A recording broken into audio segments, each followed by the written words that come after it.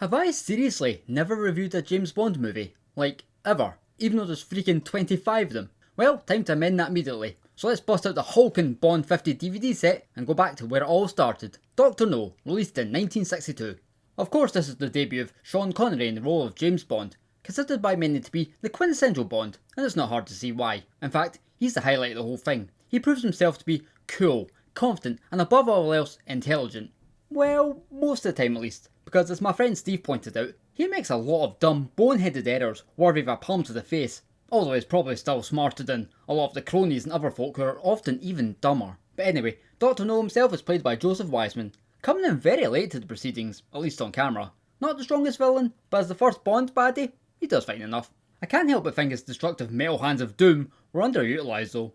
Honey Rinder, by Bond girl standards, also comes in very late to the picture, and I never realised Ursula Andress was dubbed this whole time. But anyway, she's okay as well. And most of the remaining cast are decent too, like Bernard Lee as M and Lois Maxwell's Moneypenny. Even this early, there is such sexual tension between her and Bond. I figured if the whole no office work relationship thing wasn't enforced, they'd have been together long ago and they'd eloped, and maybe then Bond wouldn't be such a sexually frustrated poonhound.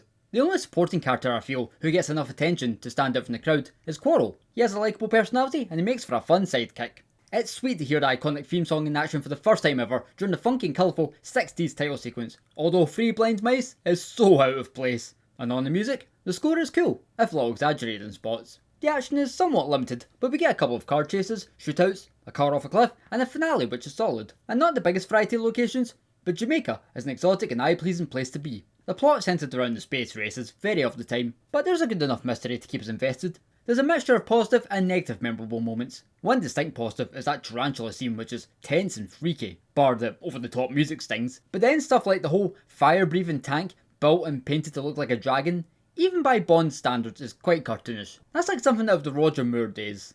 As a starting point for the Bond series, Dr. No is not too shabby. I can best describe it as overall solid front to back.